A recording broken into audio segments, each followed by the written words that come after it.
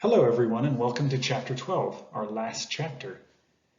It's going to be a bit intense, but I'm sure that by the end everything will start to make sense, at least the basic things. In this chapter we have 4 different areas that we're going to cover. We'll first look at the perfect tense active voice verbs and then pluperfect tense active voice verbs.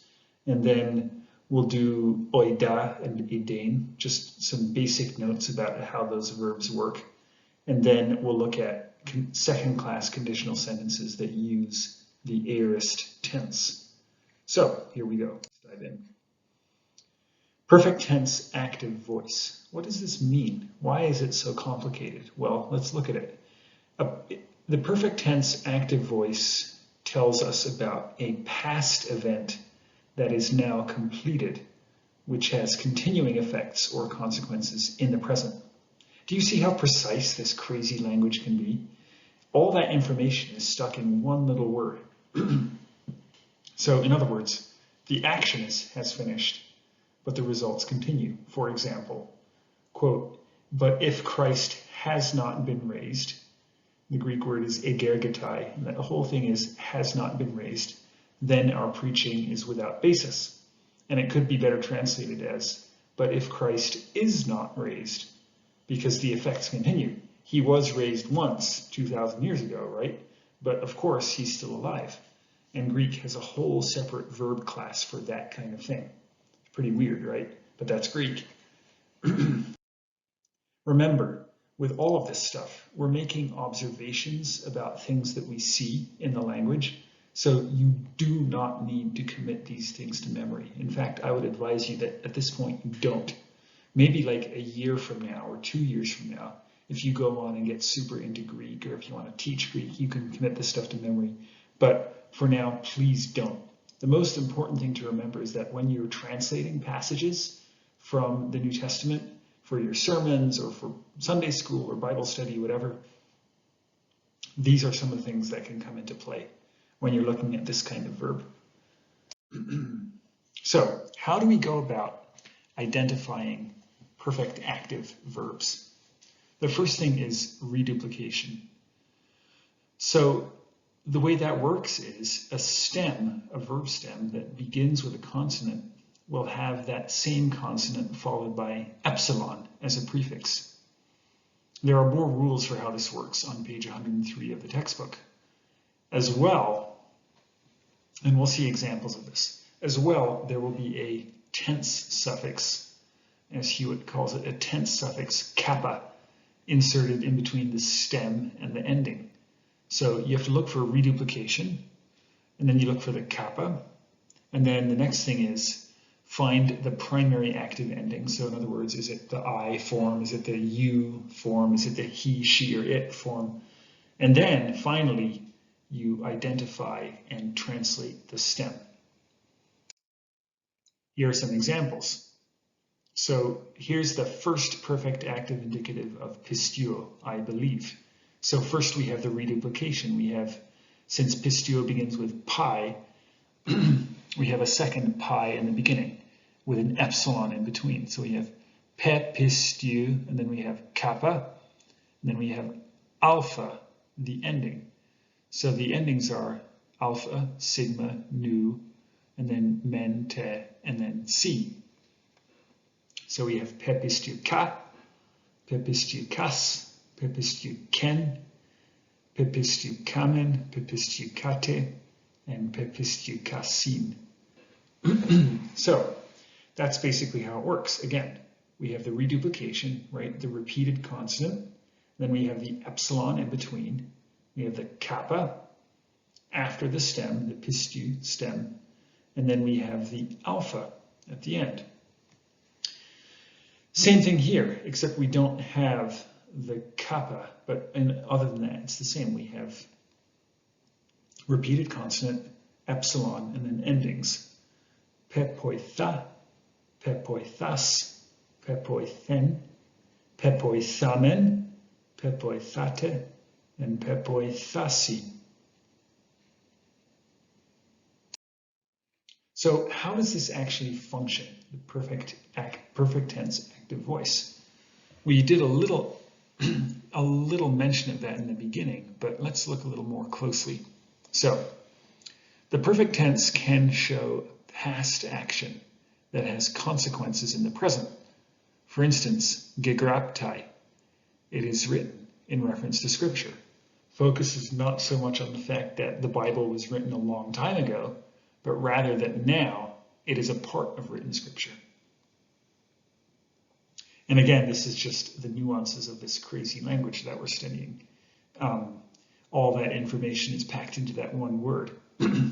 It's not just gegraptai, like it's written, but it stands written. It's part of something that it was written a long time ago, but it's still written now. And the significance of it is that it's written. The perfect tense can also show that an action is completed, although the consequences remain. Usually, nothing is said about those.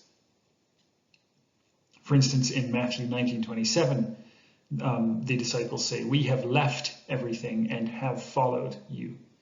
And those words, have left, aphekamen, and have followed, ekoluthesamen, you. This action happened in the past and is completed, i.e. it's not happening again, but the consequences are still there, even though Peter, who's saying this, doesn't say anything about them. In other words, they left their families maybe weeks or months or years ago, but the consequences of having left are still there. And Greek uses this kind of verb to express that. It's an entirely separate class of verbs. We might wonder to ourselves, why does it have to be so complicated? But in English, we also have all kinds of nuances for expressing this kind of thing. We're just not sensitized to how the language works because we grow up speaking the language as our mother tongue. But now we're diving into Greek, into the complex, crazy, and strange world of Greek. So let's keep going. Moving on to pluperfect active verbs. So how do we go about identifying pluperfect active verbs? First, let's remember that the pluperfect is quite rare, so you shouldn't have to worry about finding it too often. Also, when we're looking at New Testament Greek, we have to remember that the New Testament gives us a picture of a language that is in change. The Greek that Paul the Apostle speaks is not the same kind of Greek as Homer. Its language changes over time. So by the time most of the New Testament was written, the pluperfect was used rarely. So some of these markers of the pluperfect verbs that we're going to go over might change a little bit from verb to verb. But the rules that we're looking at describe the vast majority of cases. So this is how we do it. First, we look for reduplication and augment. The augment is that epsilon that's stuck in the beginning. So sometimes there's going to be an augment, that's the epsilon, right? And sometimes there will also be a doubled consonant, like we just saw with the perfect verbs. That's reduplication. There will also be a suffix, kappa, attached between the stem and the ending with a diphthong, a, as well. And this is probably, that epsilon iota is probably the easiest way to look for pluperfect. So if you see a verb that looks like perfect, but it has the epsilon iota in between, then it's pluperfect. So if you're looking and you're like, oh, I recognize that and I recognize the endings, but what on earth is that diphthong doing there?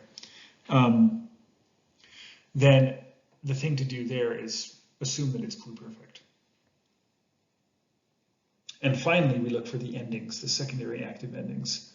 Find out which one is on the end of your verb and what person and number it is. So is it the I form, is it the we form, is it the you form? You know what I mean. For example, we have two examples here. Pistuo again, right? Pepistukein. Pepistukein, I had believed. Pepistukes, you had believed. Pepistuke, he, she, or it had believed, and so on and so forth. And then we have erchomai. This is an irregular verb, so we can look more closely at it.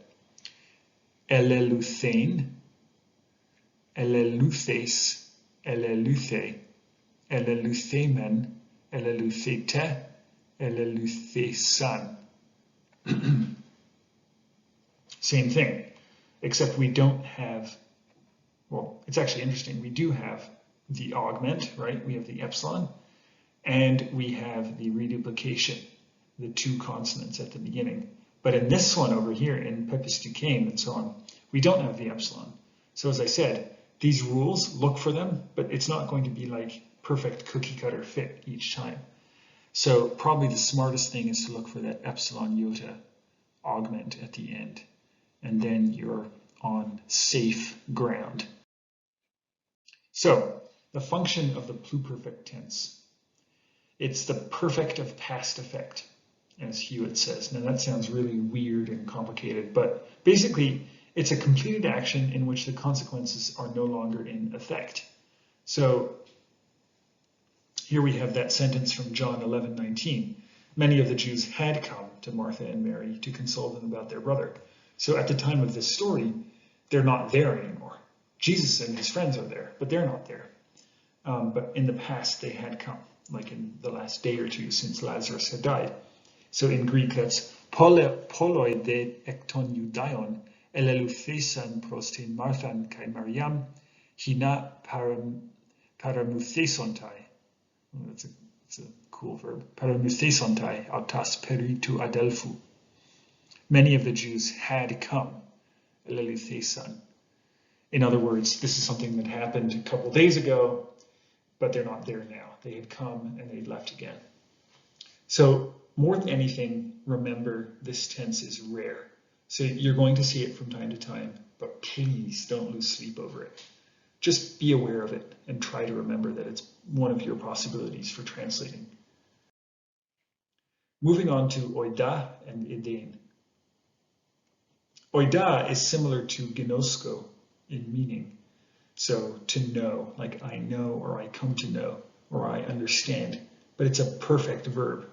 So we would think that because it's a perfect verb, it's always translated in the past tense. But it's interesting, the present tense form of this verb does not occur in the New Testament. But the perfect tense form, this form, oida, functions like a present tense form, I know or I am knowing. And the pluperfect form of oida is edein, right? We see the epsilon iota in there.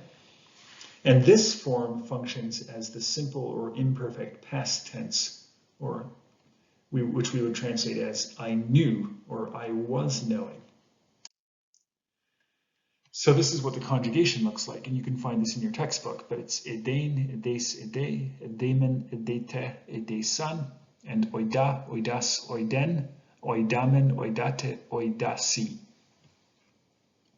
And just be aware that when you come across this verb in your translating, it looks like a perfect verb, but we translate it as present, oida, or past, edein. Finally, second-class conditional sentences with the aorist tense. So do we remember about second-class conditional sentences? They are an if-then statement that assumes that the if part of the statement is not true. Therefore, the result is not true. So all you need to know is that if this kind of statement uses the aorist tense, then it generally refers to something that happened in the past, something simply that was in the past. Nothing complicated about it. So here we have a few examples. 1 Corinthians 2:8. For if they had known, they would not have crucified the Lord of glory. Egar egnosan, uk anton krion testoxes estaurosan. John 8:42. E hotheos pater humon ein egapate an eme. If God were your father, you would have loved me. E hotheos pater humon ein egapate an me. And finally, John 11:21. E es ode uk an epithanen ho adelphosmu. If you had been here, my brother would not have died. If you had been here, my brother would not have died. And in all of these, so in the first one, like Jesus was crucified, right? So it assumes something like there's something unreal about the statement. If they would have known, they would not have crucified Jesus. So it assumes that the whole thing is based on something that's not true, because Jesus was crucified. And then John 8, if God were your father, you would have loved me. The point of that statement is God's not your father. And then John 11, if you had been here, my brother would not have died. Jesus was not there. So Lazarus did die. So that's just basically, that's all you need to know about second-class conditional sentences with the aorist, is that they just refer to something that happened in the past. And those are a few examples in how you would translate them. So that's it for our overview of chapter 12. Good luck with the exercises, and we will be in touch.